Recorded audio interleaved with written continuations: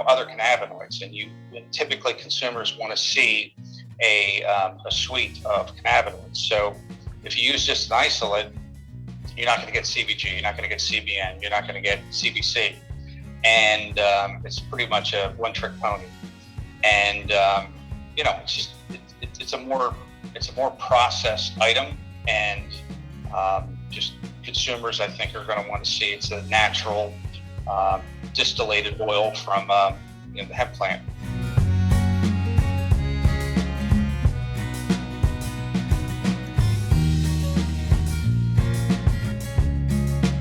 Welcome to the iHemp Hour. I think am I started? I am started. Yeah, we live streamed about a minute ago, but go ahead. We are broadcasting live from the Michigan Chamber of Commerce today. Kind of exciting news. Things are happening. We're getting along with the cannabis industry, trying to make things better for everybody. So welcome to the iHemp Hour. My name's Dave Craybill. I'm with iHemp Michigan.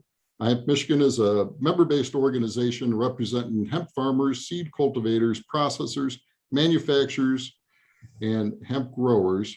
Our members are engaged in defining industrial hemp's path to success from seed to sale and beyond. We're committed to empowering hemp farmers, fueling industry leaders, and educating consumers to ensure hemp flourishes in Michigan. We work to promote responsible and fair regulation, provide grower education, enable full access to the evolving market. iHemp Michigan advocates for wellness in people and the planet, and it begins with the farmer. But today we're going to begin with Mike Brennan with the dark side of cannabis. Of course, it's not the dark side of cannabis. Well, it's about 0.3, So, yeah. But yeah, I'm the non-farmer. And so we've got some interesting news. Just on Tuesday, there's been the state, the Michigan Marijuana Regulatory Agency has announced a while back that they were going to take $20 million from the revenue that came in, tax revenue came in from adult use sales, and earmark that towards doing some studies for veterans on how they can deal with PTSD and some other issues that they deal with having been in combat. Well, those are two awards were announced on Tuesday. $13 million is going to go to a group called the Multidisciplinary Association for Psychedelic Studies. Great name. And they're going to be taking a look at what I just said. They're going to look at the safety and efficacy of cannabis against placebo. In other words, people try the cannabis to see how it works with their PTSD, and then others are trying a placebo that doesn't have any cannabis in it, and they compare the groups and they get an idea of whether it really works. And then another $7 million is going to Wayne State University's Bureau of Community Action and Economic Opportunity. They're going to be looking at anxiety, sleep disorders, depression, and suicide, which are also symptoms that a lot of the veterans deal with because of their combat. So that was just announced on Tuesday. Another thing that came out, Anderson Economic Group on Tuesday came out with a study that shows that there's a lot of cannabis, either adult use or medical marijuana stores in the state. But even with as many as there's lots of room for more. And they're predicting that at least another 100 or 150 licenses will be issued for adult use. Medical marijuana is slowly being phased out by the state. It'll all be adult use at some point in the future. I don't know if I have a date on that yet. So Anderson's saying there's still a lot of opportunity in Michigan. And we were looking at some other studies that show Michigan is one of the 19 states which has adult use cannabis. And the barriers to entry in Michigan are pretty low, all things considered, compared with a lot of other states, except for maybe Oklahoma. And so anticipate that either it's going to be native grown folks or a lot of multi-state operators that are come pouring in to fill that void out there that Anderson Economic Group says still exists.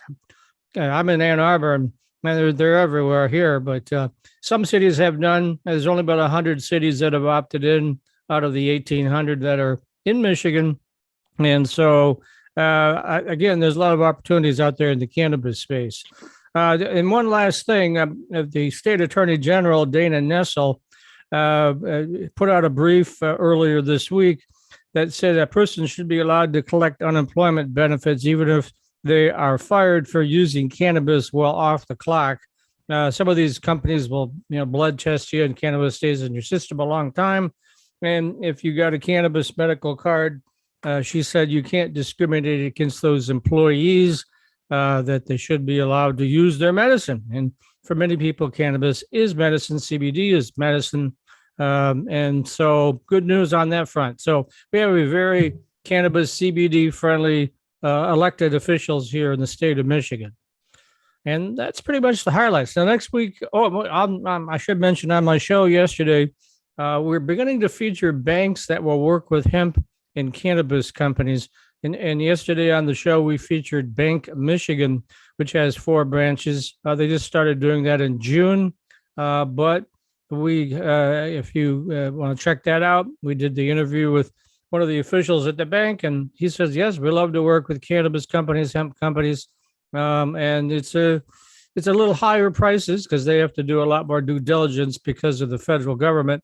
In fact, every transaction that goes into your bank account, they have to report to the feds. I mean, the feds are really watching this closely. But at the same time, it's a very cash business, as we all know. And a lot of people were saying, gosh, it's really difficult having a total cash business. So they're one of approximately 6 banks, small banks in Michigan that are open their doors to cannabis and hemp folks. So good news on that front. Excellent. Thank you, Mike. I thought it was a really nice show, Mike. I got a chance to watch that last night as I was doing some other work. So thought it was a great show with, I think it's the information he had on there with the QR code, some other stuff to be able to get a hold of him. So if anybody hasn't seen Mike's show, you can go there and get that information. So. Well, thank you, Blaine. I appreciate that. Mm-hmm. Yeah, nice show. Nice show. All right. Let's see. I've got some news. We'll do a little bit of news now, and then we'll get to Ron, and then I'll do some news at the end. But one of the main news that we want to bring up is, again, we are, all of you, if you're an iHemp member, iHemp Michigan member, you are part of the roundtable, US Hemp Roundtable, because we are an advocacy group for that. And they do a lot of good work. And this last week, they put out a nice press release. We are ecstatic to report that 4 bills advocate for the U.S. Hemp Roundtable were recently introduced in Michigan legislation. If passed, Michigan would join the growing list of states to explicitly permit the sale of hemp-derived CBD as a dietary supplement and a food and beverage additive. This is a critical step as state agencies officials to this state have said it's illegal to market CBD and ingestible products. The bills were introduced just before the legislature broke for summer recess and have already been referred to the House Committee on Regulatory Reform, which is a committee we hope would take them up. They included HB 508 that provides that food is not adulterated solely because it contains hemp.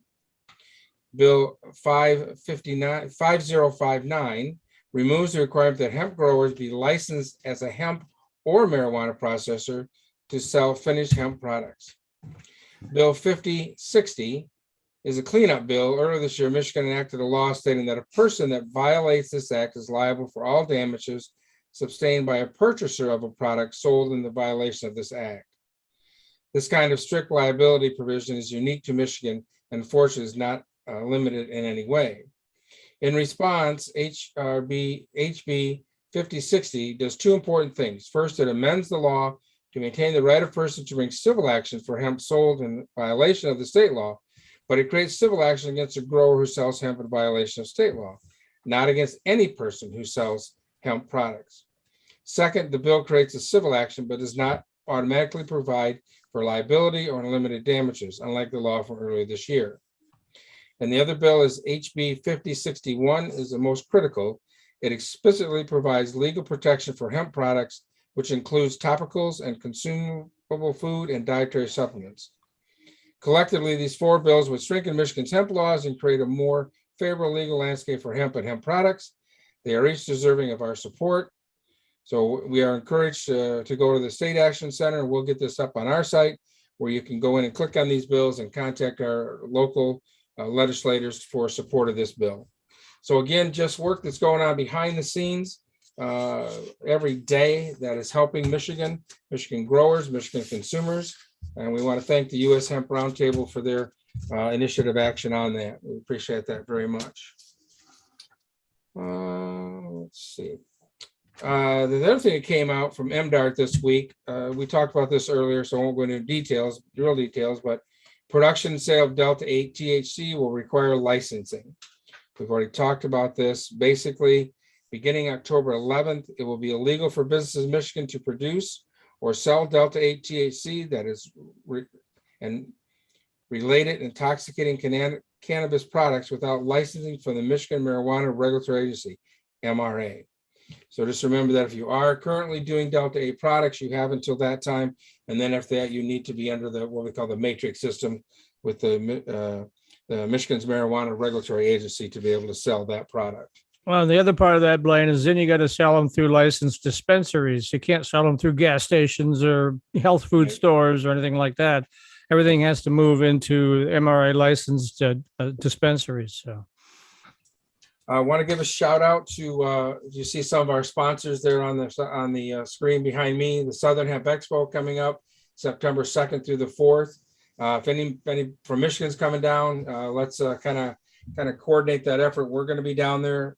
We have a booth. We're also going to be having a hospitality time. Right now it's scheduled for Thursday, September the 2nd from 9 until 11 p.m. or till when we run out of whatever beverages, adult beverages we have in the room and everybody wants to leave. So, but we're going to be having a lot of fun. We're going to have some highway vodka there and we're going to have a good time there.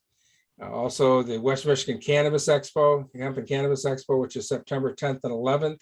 We'll have a booth there as well. And we have some speakers that are going to be helping support that. So if you're around on that, stop by and say hi. We'll probably have some goodies at the booth to give out from some of our sponsors. We also have iHemp Manufacturing, which is also supporting this. We've also picked up some other sponsors just this week. And we haven't been able to get their logos up yet, but we will. That's Adams Testing is one. And also we have Lakeland Hemp is also another one of our sponsors so far. So and Neogen.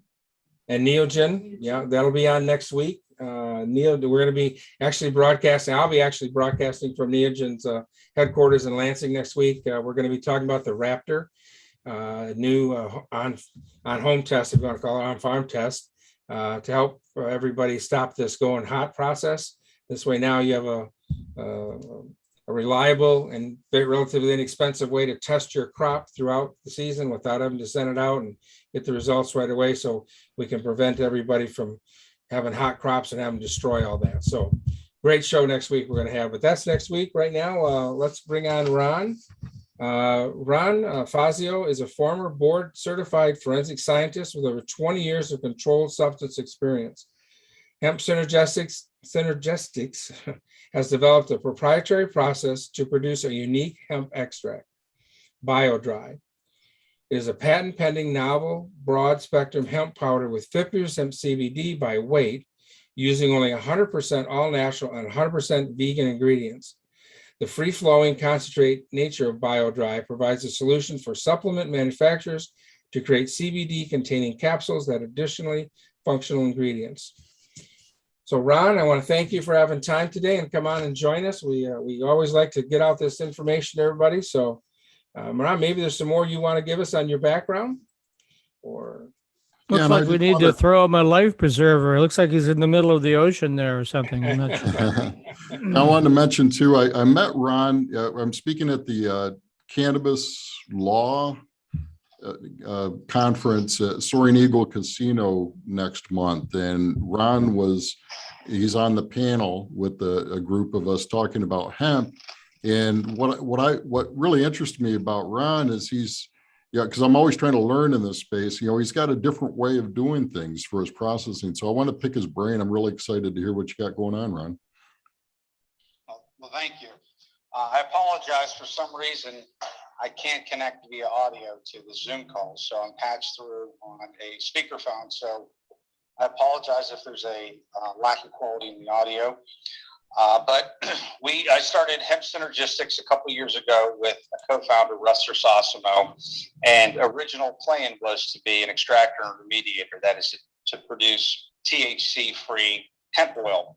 As everybody knows, without remediation, hemp oil contains an illegal amount or a large amount of delta-9 THC. And not only is that illegal, but there's a lot of consumers that don't want THC. They don't want to fail drug tests. They don't want to be impaired. People like me that actually get physically ill from delta-9 THC. We opted to use the technology of reverse flash chromatography to do this based on the flexibility of those systems and the redundancy of those systems. Along the way, we came up with several new products, and one that's we're particularly proud of is a way to make a powderized, sorry, my something's acting up, a way to create powderized hemp oil without using nano-emulsification or lipo-emulsification. It's using all natural vegan ingredients that are, in foods every day. And this, keeps us from having to use some of the harsh or unnecessary chemicals that are used in either nano or lipo-emulsification. So we achieved a way to powderize hemp oil for the nutri market, for nutraceuticals. We standardize it at a 50% CBD by weight. It is a broad spectrum hemp oil, so it contains minor cannabinoids. And for the food industry, we've standardized it to be 20% CBD by weight. Again, a broad spectrum oil. So that this free-flowing powder can be used in existing equipment, existing recipes. There's nothing special that has to be done. It's flavorless, odorless, and really offers no negative impact to manufacturing processes. So the best part about it is this particular polysaccharide that we lock it in is relatively untouched by stomach acids. It's only when it reaches the small intestines where natural body enzymes unlock it and release the oil microencapsulated for absorption in the small intestines. And that's where cannabinoids and oils are absorbed. So it's a clean, very neat process that doesn't involve harsh chemicals or preservatives and allows, hemp oil manufacturers to have shelf-stable powderized product they can use in just nearly any application. And that's it. Mike, did you understand all that? Somewhat, yeah. That's pretty deep. So let's unpack this a little bit. So you're processing hemp flower and you're not using any solvents. So we have the ability to extract hemp oil from biomass. We typically don't need to do that. We'll typically buy hemp oil or hemp distillate. Oh, okay. So you're starting from the distillate. Typically, we can start from biomass, but there's so much distillate on the market right now. We just start with distillate. We'll then remediate it using reverse flash chromatography, and then reconstitute it back to its original hemp distillate, but minus the delta-9 THC. And this is a technology that several extractors have. It's not easy, but we're not the only ones that do it by any stretch of the imagination. We then take that oil and we can sell the oil, or we can further process the oil into a powder. And we can, depending on it really doesn't matter what the original concentration of the CBD is in the oil, we can standardize it to a particular percentage for the consumer or for the application. So like for making capsules, 50% by weight seems to be the sweet spot. So the oil is about 55% oil. I think the powder is about 55% oil and 45% polysaccharide. Nothing else. And that polysaccharide is what does the magic inside your body to get it to where you want to be best consumed?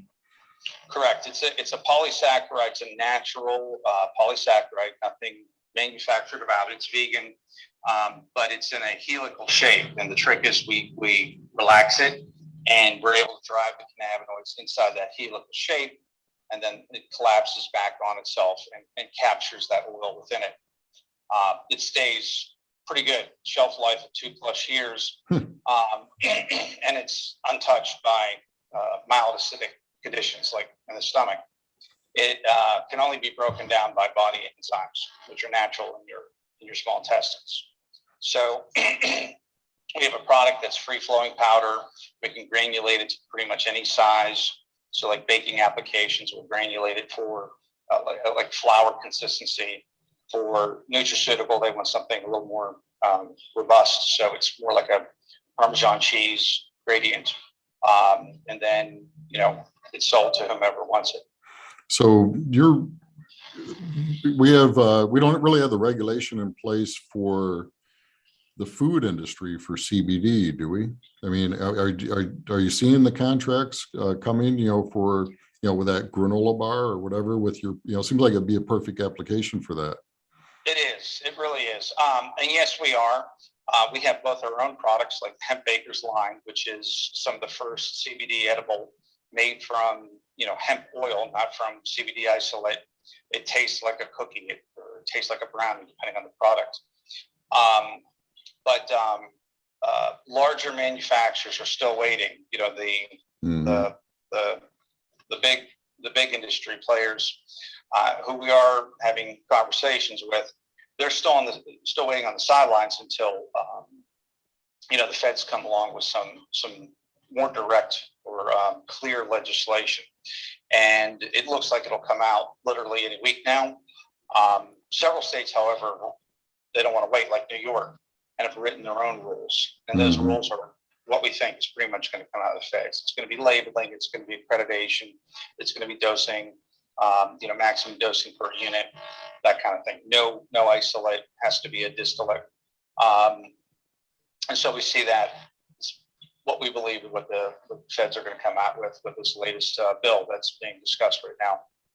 Yeah, that's one of the things I was curious of, what's the difference between your product and an isolate? So there's two, well, it's a couple more than two, but there's a couple of problems with isolate. And the biggest problem is that CBD isolate, an isolated form, is an already an approved pharmaceutical, Epidiolex. And, the long-standing, hard and fast FDA rules, you cannot put a pharmaceutical into a functional food or beverage. So that's why, as my coworker likes to say, you're never going to find a Viagra granola bar. It would be very popular, I'm sure, but you're just never going to see that.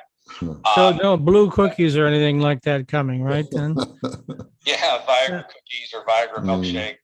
And so that really limits, what functional food, and I'm going to move a little bit over so the light's not in the camera, what functional foods and, beverage industries can use. Whereas a distillate is a natural extract, and it may be 90+% CBD, but it's a distillate.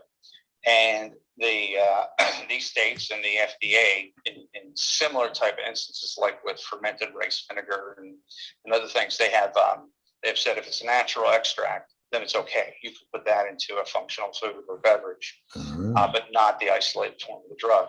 The second problem is that CBD is a great cannabinoid, and the body needs cannabinoids, but it needs other cannabinoids, and typically consumers want to see a suite of cannabinoids. So if you use just an isolate, you're not going to get CBG, you're not going to get CBN, you're not going to get CBC, and it's pretty much a one-trick pony. And it's a more processed item, and just consumers, I think, are going to want to see it's a natural distillated oil from the hemp plant. What about terpenes? Are they preserved in this process? They can be. Typically, most of our products avoid the use of terpenes because our consumers tend to want to avoid that, that flavor, that aroma. But these can be locked in. There's a lot of benefit with taking terpenes. We just don't see it in the more mass consumer market that we typically sell to. Okay. Maybe I don't understand it as well as I should, but let me ask a question and then we'll discover if I do. The big bugaboo right now is Delta 8s because they use that acid process to get them. Now, would your process at all make Delta 8s safer then, or is that not applicable? No, well, both. It's not neither applicable nor would make it safe. The problem with Delta 8 is that it's synthetically produced, and a lot of the operators out there are not chemists. They don't have a like I do, 30 years of chemistry experience. Excuse me. Apologize. They tend to, and we've brought in Delta 8 samples, and we've analyzed them. Behind me is an analytical lab that we use. And it typically contains an unacceptable amount of Delta 9 THC, solvents, heavy metals. There's a lot of problems with that. You can't get around that with powderizing it or any other way. It's just not good. The second problem is that the DEA, the federal DEA, so last year moved synthetic THCs, all THCs, Delta 8, Delta 10, Delta, I think you go up to Delta 12, as all as a Schedule 1 narcotic. So while these THCs may potentially be marketable under state marijuana programs, they are, and there's no way, two ways to look at it, they are illegal federally and usually on the state level for the hemp industries, the hemp players. I keep reading articles about it, and it's always described as a gray area. And I find that funny because both the feds and most states have made it crystal clear there's no gray area about it. It's illegal. It's a synthetic Delta, it's a synthetic THC, and just can't be used. And it's funny though, the feds have not outlawed any other synthetic cannabinoid family, just the THCs. So theoretically, somebody could make a synthetic CBN, and that's okay. And I don't know why the DEA chose to just keep it limited to the THCs, but that's what's written in the rule. So I think that's more of a DEA thing. They're still fighting the war on drugs. So I was part of that. My background is actually in forensic science, and I've operated forensic labs for decades, and so I was on the other side up until a few years ago. So it gives me, somewhat of a unique perspective. But there's just to let everyone know, we tend to think of cannabinoids as from the plant. There are hundreds of cannabinoids, and most of them are synthetic, and most of them are very bad. They will cause serious mental and physical health issues. And people think of them as K2. Those are just an amazing number of synthetic cannabinoids that have been in the market and really causing some issues. So the DEA is a little leery of any synthetically produced cannabinoids because of the other synthetics that have been a real issue. So Ron, you brought this up about you were in your past life, you were a forensic scientist. Were you working for the state or for the federal or private labs or? Yes. So I've worked at state and county or city and county labs. I started my own forensic lab. I grew it. It was the nation's first full service accredited privately held crime lab. And we grew through public-private partnerships with law enforcement agencies. We would install and operate crime labs inside of their department. So, forensics in this day and age is you just can't hire a guy and buy a piece of equipment and you're good to go. It's a very complex and very regulated industry. So it was a lot easier for police departments to manage a contract rather than manage the lab.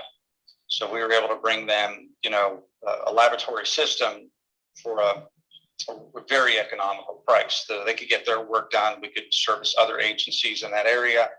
And, we've served, in my career, I've served state, local, federal agencies, just about every level. So then how did you switch to this then? What was the emphasis to switch over to here?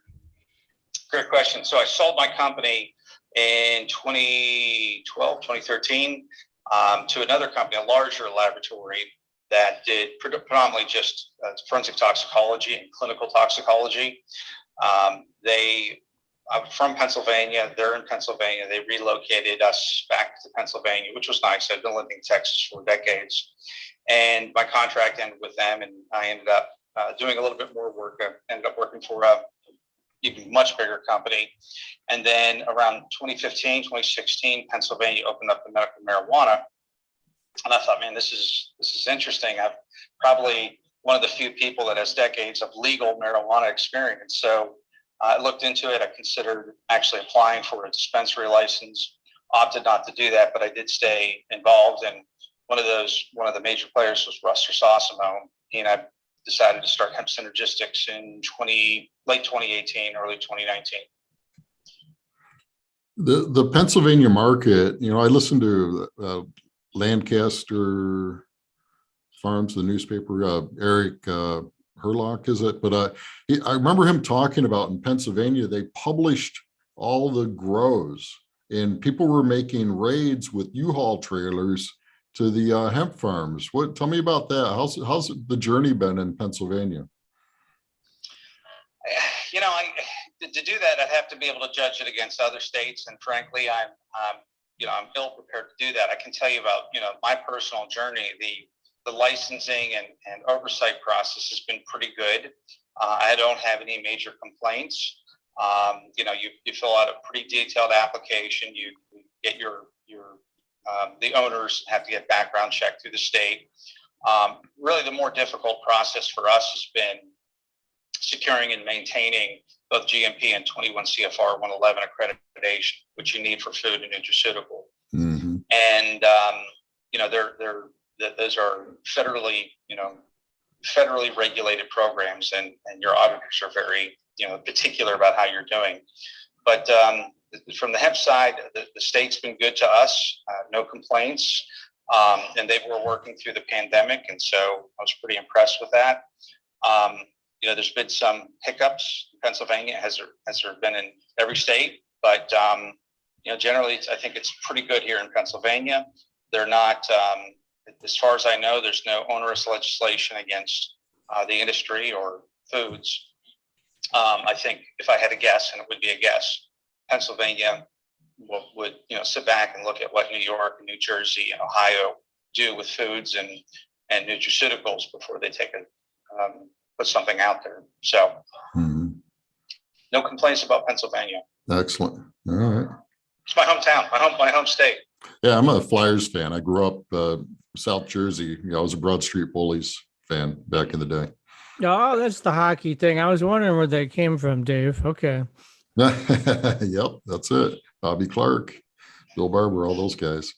So, Ron, you don't do any contract with any growers or anything. You just get your product basically from the market or from processors that that are making the CBD oil. Correct. We we can extract from biomass, and I'm sure we will be in the future. But with the just overall preponderance of crude and distillate, the unique thing about the way we set this lab up, and we've got a 50,000 square foot facility. Instead of buying gigantic extraction equipment and stuff that can do thousands of tons at a time, based on my experience, I prefer smaller redundant systems. So I'll start with a line that I know can produce so much per month or per day. If I need to increase that, then I can add on and make additional lines. So when a piece of equipment goes down, I never have to call a client and say, I'm stuck. I'm not going to be producing until they fly out the tech to fix it. Instead, I may have to add on another shift or have to call the client and say it's going to take a week longer, but I'm never dead in the water. So, but by doing that, the added benefit was we can accept biomass, we can accept crude, we can accept distillate, and we have equipment and processes to handle it at any stage. So it could be a client that has a special non-decarboxylated distillate that they want remediated, but they want to keep it non-decarboxylated. We can do that. Then we have a client that wants to take we have these Delta 8s and turn it into a powder. We can do that. We have a client that wants Delta 8 remediated from Delta 9 and then turned to powder. So we're able to take all these different, unique, oddball kind of difficult situations and just fold them right in.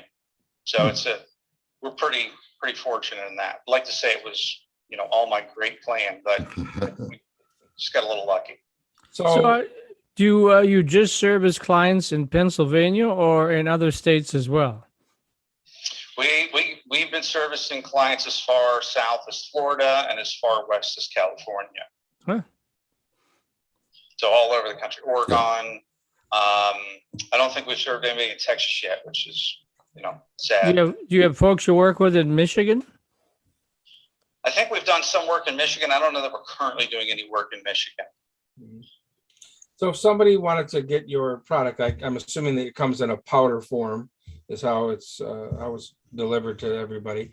How would they get a hold of you? Do you have a website that they would go to see your catalog of products? Our contact information is on there. They can learn about all of our products. They can have everything from their distillate remediated and returned to their distillates remediated and turned into a powder, or their distillate turned into a powder with no remediation. The only thing that we can't do is, as a hemp licensee, is of course we can't sell a non-compliant Delta-9 THC product, and or Delta-8 for that matter. And so we don't do that. But doing that toll processing, turn into a powder or something like that is no problem. We also manufacture a lot of CPG items, from tinctures and salves, bath bombs, and baked goods, and we sell those all over the place. And we have a pretty good white label program. If anybody, we have several doctors that use our white label program for their point of care products. Is there a minimum? I have 5 liters of distillate, but it's only about 65%. It's not a real high ratio on the distillate.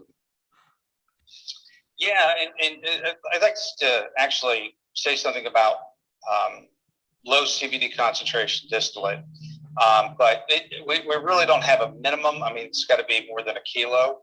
Obviously, the more you have, the lower sales is going to, make the pricing. I don't do pricing, I'm operations. But in terms of, back in 2018, 2019, low CBD distillate was considered, the worst. And I got to tell you that low CBD distillate is actually a boon.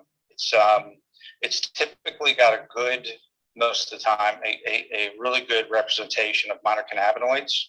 And it's, you're able to get more products and more use out of it because the CBD is lower. In terms of our processing, I don't care, it makes no difference. But in terms of making products, I can still turn 65% CBD into the baked mix version, like the 20% by weight.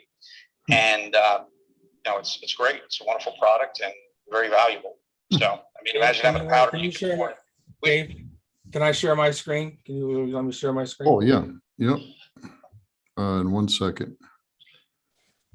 Yes, you may. Okay, I'm just going to bring up. So this is their. This is your website here. Just want to bring this up so everybody could see. So you can go into products, and we have introductions on the Bio-Dri and the Cannaboost, and Cannaboost is really interesting, and the true THC quantification. So the thing with cannabinoids, and I heard the lipo crowd and the nano crowd talk about absorbability, and they'll throw percentages out there, but both of them have just terrible bioavailability, and that's nothing to do with the particle size. It has to do with your liver. Your liver will absolutely destroy cannabinoids, over 90% of them. So this is well known in the nutraceutical industry, and they'll use something called P450 enzyme inhibitors. And these are natural chemicals. You can eat them every day that actually temporarily block those P450 enzymes. So you end up absorbing a lot more of that, whatever it is that you're taking. So if you've ever taken a medication, on the back of it, the bottle says, do not take with grapefruit juice. Well, one of the major components of grapefruit juice is nandrolone, and nandrolone is a P450 enzyme inhibitor. So if you drank it, you took that medication with grapefruit juice, you absorb multiple times more of that drug than you were supposed to, and that's bad, especially in heart medications and things like that. So we have a encapsulated product with the Bio-Dri. It's the Nutrimix version. And we pack it with, the nice thing about it is because it's so concentrated, we've got 400, 500 milligrams of space left in that capsule, even with a 25 milligram dose, that we can pack in by this these enzyme inhibitors. And so when you take one of our capsules, you feel it. I mean, you feel the cannabinoids hit you. So it's a great product. And again, no harsh chemicals, no preservatives, vegan. I mean, there's really not a lot not to like about it. The True device, if you want to go back to products, this is a product. This is a disposable field test kit that can semi-quantitate Delta-9 or really all the THCs in plant material. And so this is designed, this first version, to be a rapid roadside test for law enforcement to distinguish between marijuana and hemp. So if they have a person that has, a lot of people smoke hemp, it's a great way to ingest cannabinoids. And if they get pulled over, it's, not a similar plant, it's the exact same plant as marijuana. And there's no field test that can tell police, hey, this really is consistent with hemp. And so for them, they don't want to arrest anybody, they don't have to. And they don't want to, just impinge on anybody's civil rights. Not to mention the fact that they've got to send this sample off to a lab, and it's going to take months, literally months, hundreds of dollars to get the result. So by providing this, they can, in a couple of minutes, have a result, an objective result that says, this is measuring at 1% Delta-9 THC, which is far more consistent with hemp than it is for marijuana. So we're really proud of that. We developed that with Purdue University Northwest. And we're actually in the process right now of handing this over to a large scale manufacturer that can make this in the tens of thousands. So pretty excited about it. Yeah, it's good to have those tools. Yeah, the next version will be with a handheld, either turbidity meter or spectrometer that, like one of those pulse pH meter tests that will be able to distinguish what we think right now to 0.01 Delta-9 THC. And that will put it squarely in the hands of regulators, hemp regulators, farmers that need that 0.01%. Right now we're about 0.1 with a visual test. So will this measure? I mean, we'll give you the exact. So if it's a 12% CBD, if it's marijuana, will it tell you that, or will it just tell you if it's over the 0.3? Or it'll distinguish 0.3, 1, 2, 4%. Okay. So it would respond that this is higher than 4%. And I think most law enforcement agencies would classify that as marijuana. So, the unique thing is that states have different levels. Some states are 0.3, some states are 1. And I can tell you from personal experience, the law enforcement agencies will have their own internal policy. So if their state is 1%, they may say, we're not investigating anything under 2%. And so it gives them that ability to match their internal policy with not only the state law, but the expectations of their community. So you have a drink mix and a bake mix here as well. Correct. So the drink mix is a little different. We actually technically 3 different versions of the drink mix, depending on the application. Once again, it's vegan, it's 100% all natural. But the drink mix, if it's a point of sale versus a hot pack versus a large scale non-hot pack situation. And technically the 3 different formulations, very similar materials in there, but what will work for a hot pack, like some iced teas, for example, or hot packed, won't necessarily work for a point of sale. They won't mix the right way. So we technically have 3 different versions of the drink mix, but all are made with vegan materials, no harsh chemicals, no preservatives, and real hemp oil. Well, I think Blaine's going to be real interested in the cake mix, right, Blaine? I'm interested in all of it, but yeah, I'm trying to figure out now how can I make some cookies? There you go, right there. Looks like there's a way good to it. Yeah. We sell on our Pure Synergistics website. We sell a box that you could buy 3 packets of the bake mix, and you can literally mix it into your favorite recipe. So if you're making pancakes, you mix your dry ingredients first. You just dump one of these in there. Each packet contains 400 milligrams of CBD, including minors. You just dry mix it, then you mix in your oil and your eggs and make your pancakes like normal. You won't be able to taste it. You won't be able to, and before you buy anything here, we have a ton of sales all the time. So I suggest looking it up on Instagram or Facebook to find out where the sales are. Okay. But it's literally as easy as tearing the pouch open, pouring it in, mixing as normal, and baking as normal. The only thing that we've seen have a little bit of a loss on the CBD are deep fried goods with a high surface area. So corn dogs, you're going to see about a 30% loss. Donuts, we see about a 30% loss.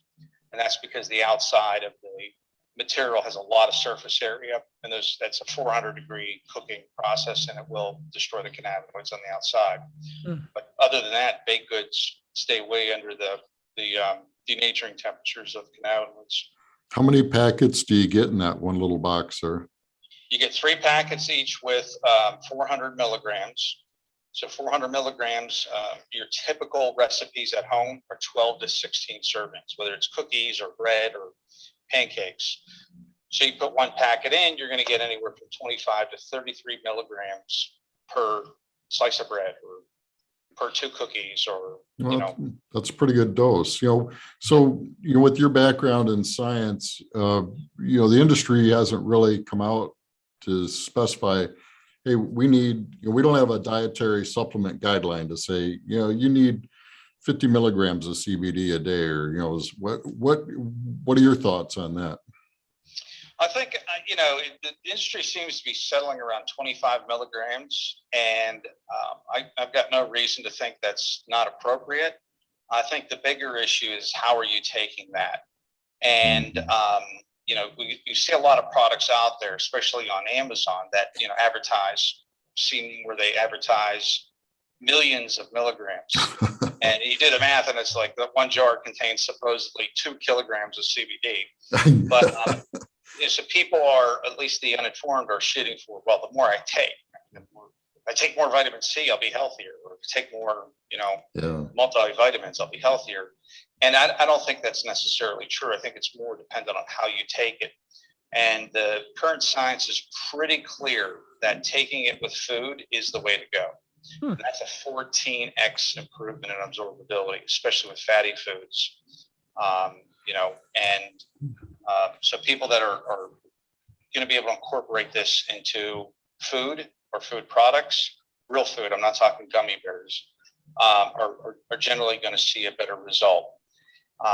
From my, circle of friends and family that take our products, generally speaking, the people that have relatively minor issues seem to be fine with 25 milligrams a day. Those with, more difficult problems tend to do with 50 a day. Probably take once 25, but twice a day, so that they're really addressing their back issue or their arthritis or whatever it is that they're trying to mitigate. In terms of acute injuries, I think loading it up as much as possible, specifically with the topicals, seems to have a better effect. And it's less about how many milligrams, just load them up. And it's like patches and topicals really seem to help cervical acute issues, from rashes to, cuts, stuff like that. So with your cake mix, then it'd be 1 cookie a day or 2 cookies a day, right? To get that 25 or 50 milligrams, or? Well, my daughter makes the cookies at home, and sometimes a batch of cookies is like 24 cookies, and sometimes it's 48. I don't know why, but I guess it depends on the size of the cookie. So, if you want 25 milligrams a day, you'd want your serving to be, basically to be 16 out of that recipe. 16 slices of bread, 16 cookies. You could put this in icing. We've seen people do that. And instead of putting it in the baked good, they'll put it in the icing and, put that on the top. You put it in gravies. I think that would be a pretty interesting way to deliver cannabinoids in a turkey gravy. But we haven't found a food yet that this doesn't pair well with a smoothie, a shake, stuff like that. It would do very well in. Chocolate peanut butter protein balls might work out. Yeah, look, those award-winning ones that I know a guy makes, right? The fat helps too. So don't underestimate, nutritional fat. Obviously, you're consuming good fats, but it really boosts the absorbability and the bioavailability of the cannabinoids. And this is coming from independent medical studies. This is not, me. Yeah. And then, price point, you can't beat making your own. You just can't. One of the things I knew first walking into CBD stores is it's nothing but gummies. And, they have these stupid gummies at $5 a piece for 25 milligrams. And, we make them, people buy them, but how many gummies can you eat? I think I'd get sick of them. So this balm is great. We've had a lot of really good success with this balm. This is not using Bio-Dri, the powderized hemp oil, although we do have a time release version that includes straight up distillate and Bio-Dri as a delivery device. So hopefully we'll be coming out with that soon. Excellent. Well, I can see that the hemper is going to have to buy some of that bake mix, and we're going to have some recipes with that in the near future. Yeah, Ron, we need to get you guys at in Lansing in January at the Midwest iHemp Expo. Yeah. Love to come. So I'll send you some information on that. We guarantee it'll be 70 degrees inside the expo. So I love cold weather. Yeah, you'll love right Michigan then. Right at home. Excellent. Thanks so much, Ron. This is good information. I always love it. I learn new things all the time. This is great. Yeah. Technology is great when it works. It's never happened to me before, ever. So, yeah, but we made out. Yeah. So scroll down a little bit on this page. So it looks like your brother in the middle. Is that your brother or no? Oh, that's just kidding. me. that's it. I know, younger picture there. You're less gray like me, Can you scroll down a little, Blaine? Oh yeah. So Charlie Batch, is part of our team. I'm just really super proud about that, and that happened a couple of months ago. Mark Mangieri, our vice president of sales and brand, this guy came from the food and nutraceutical world, and he's sold with his companies hundreds of millions of dollars of nutraceutical products. So in terms of why we make the CannaBoost and the NutriMix versus Bake Mix, it's because of Mark. Mark had the vision. I was able to help make it happen, but Mark's the driver behind that. So a couple of our chemists we haven't updated with everybody. They're great. Takes a team. Yep. Excellent. Well, Ron, I want to thank you very much for being on the show today. And again, great information. Again, we're learning every day. There's more and more things that we're learning to do with the hemp and the hemp plant. And this is just another show of that, what can be done. So it's my pleasure, my honor. Thank you. And I'm very sorry about the login. No, that was fine. It worked out just fine. So yeah, we will looking forward to seeing you. Will you be at any of the recent expos? Are you planning on being at any of the expos coming up in the near future? I know there's one out east and some other stuff, but. So I know we are. I don't know which ones. One's out in Las Vegas. I don't pay attention. Yep. I'm sorry. MJ BizCom. Okay. But Russ Osmo is going to that one. I think Russ and Mark are both going to that one. I think it's the White Label Expo, if I recall correctly. I'm of course going to be out in was that Michigan in a month or two? Well, end of September. I don't know what other shows that our sales team has planned. There's a big one in Raleigh on Labor Day weekend. Yeah, the Southern Hemp Expo, which will be there. Well, Ron, we'll keep tabs with you, and as new products come out, as new inventions you guys work with come out, let us know. We'll be glad to share that with everybody. And like I say, we'll be getting some of the baked mix. And what kind do we want, guys? You want chocolate chip? You want raisin? You want oatmeal raisin? We'll figure that. Do you have a recipe for today, Blaine? Do you got it? You got Yeah, stick around, Ron. Then you'll see where the baking goods comes in here with Blaine. You know, so. Could just a couple things before we get into the recipe for today. I want to remind everybody that January 21st and 22nd will be the Midwest iHemp Expo.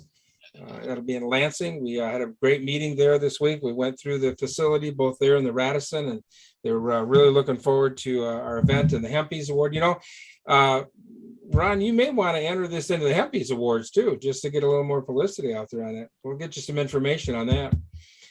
So that's going to be a fun, that's going to be Friday night. Now, Thursday before the event, we're planning to have a training session with the U.S. Hemp Authority and Food Chain ID about how everybody makes their next steps towards getting certified and getting the U.S. Hemp Authority seal on that. So look forward for that. We also got a webinar coming up on the 25th.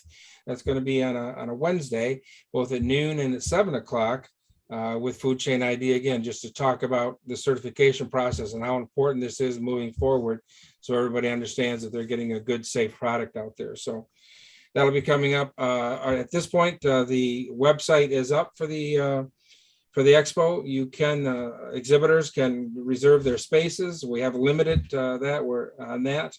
So get your space soon for that. You can also buy your tickets, and we'll soon be having the speakers and the agenda up very quickly on that too. 2 days of speaking, the party Friday night, and it's going to be a good time. And again, we can promise indoor, no snow, nice temperatures for the indoors. You can walk right across from the Radisson to the Lansing Center, never have to go outdoors. So we'll look forward to that.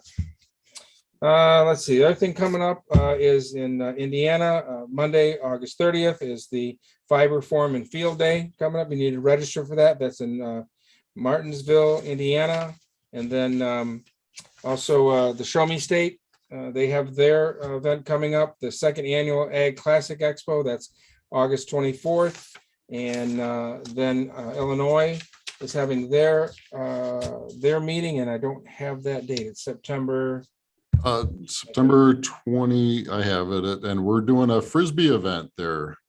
Yeah, they've got a disc golf there. Yeah, we're gonna very cool. It's a golf course, and they got a disc golf there. You can find all of these dates and all these more information on the website.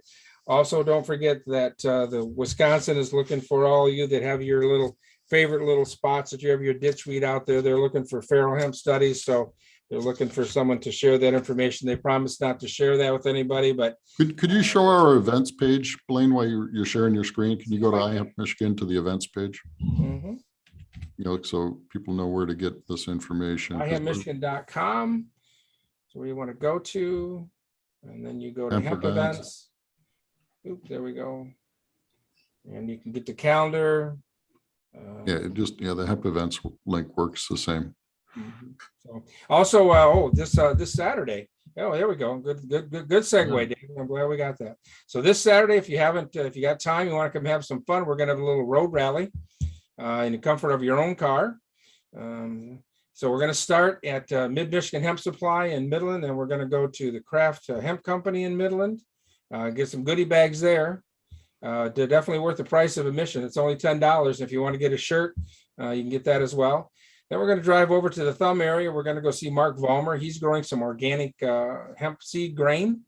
And then we're going to get a stop. We're hoping we're going to be able to talk to the farmer, but nothing else. We're going to drive by. They're doing, there's a number of acres that are being grown in the Thumb area that are contracted, CBD acres, organic. So we're going to get a drive by there at least, and maybe a little bit of information on that. And then we're going to wind up and have a fun little event down here in Birch Run at the Birch Run Wellness Center. Ron's going to be our host there, and we're going to have a little dinner and a little giveaway. So what's going to happen is that every stop we have, you're going to get a playing card, so a disc card, and you make your best poker hand in the end, and the winner we'll have a gift for the winners in the end down there. So everybody's going to get something. It's going to be a fun time. This is our August hemp working event. Our September hemp working event will be held in conjunction with the West Michigan Cannabis and Hemp Expo, as well as the STEM. I was on my STEAM, but it's STEM event that's going to be going on in Grand Rapids. So that's going to be our big event for the month of September. So with that, guys, have I forgot anything? You've done No. well. Thank you. Mike, how about your show next week? Do you know who you're going to have on or not at this point? We're talking to Dart Bank, trying to get them on. We're going to try to feature a new cannabis-friendly bank as we work our way through the list of 6. And then we're also going to be talking about the Grand Rapids event on the September 11th, the Canna Expo up there in Grand Rapids. So we're going to have the organizer for that event on the show. And Mike, when is that show again? Date and time? It's Wednesdays at 1:00 on Facebook, and then it's available on demand at a number of locations afterwards if you can't watch it live. All right, Dave, I'm going to stop sharing, or do I have it? Dave, do you have the recipe? I do not. I was hoping you could, since you're sharing already. Here we go. So if you want to find all the recipes that we've been doing, we've been putting up here. We have them up there for anybody else. You go down our hemp recipes and you click on that. And we're going to bring up today's recipe. Should be in the left column, right there. This Ooh, is- I think some of Ron's product could fit nicely into that. Don't you think? I think it'll go right in that nice blueberry muffin. Absolutely. Oh, That'll yeah. go good there. I mean, Absolutely. so many muffins and cookies and cupcakes. And you can even put in the, like you said, you can even put it in smoothies. So this is the Kiwi Ginger Zinger Protein Smoothie with hemp hearts is what this is. Click on it, Blaine. Yep. There you go. There we go. Beautiful. Looks. So it's a real oh, simple recipe. 5 minutes. I like things that are quick and easy. Today I have to give the chef the acknowledgement. Becky made this today, but see, we actually have our. Ooh. Ooh, yeah, looks good. See, we're getting better. See, healing and anti-inflammatory, antioxidant-rich smoothie with kiwi, fresh ginger, coconut milk, parsley leaves, hemp hearts, and the agave nectar. Yummy, like it says there. Pretty simple. Two ripe kiwis, a little bit of fresh ginger, light coconut milk. I didn't get the canned. I got the carton of it today, but pick fresh parsley leaves, and of course the ever important raw shelled hemp hearts, and then the nectar. So pretty much step-by-step instructions, pretty simple there, and easy peasy to make. And I'll tell you what, it's got a nice, with that ginger in there, it's got a real nice little zinger to it. Excellent. It's got to be healthy. It's got to be better than a McDonald's shake, right? Yes. There we go. What is it? It's not hard to hit. So that's today's recipe. It is a kiwi ginger zinger Zinger. smoothie with hemp hearts. So Beautiful. enjoy, easy to make. All right. Cheers. Next week we'll be again, I'll be broadcasting, and my part of it will be from the Neogen headquarters. We're going to talk about the Raptor, brand new testing that they've come out with to be able to help people to monitor their THC levels throughout the growing season, so we do not get above that 0.3%, so your crop does not have to get destroyed. So that's going to be our show for next week. So All right. We will have a special guest, my partner in iHemp Manufacturing, Tony. It's his birthday. We're going to bring him in to say hello. sweet. Now, are those the guys that make that really famous hemp frisbee? You mean this frisbee right here? Yeah, I set you up there. I set you up, Dave. Thanks, So, thanks, buddy. yeah. Yeah. Things are Yeah, moving that's along perfect. rather rapidly. It's exciting times. All right. Well, thanks everybody. Enjoyed Ron again. Thank you for all the great information. We enjoyed that, and we'll see y'all next week. All right. Have a good week, Thanks everyone. again, Ron. Thank you.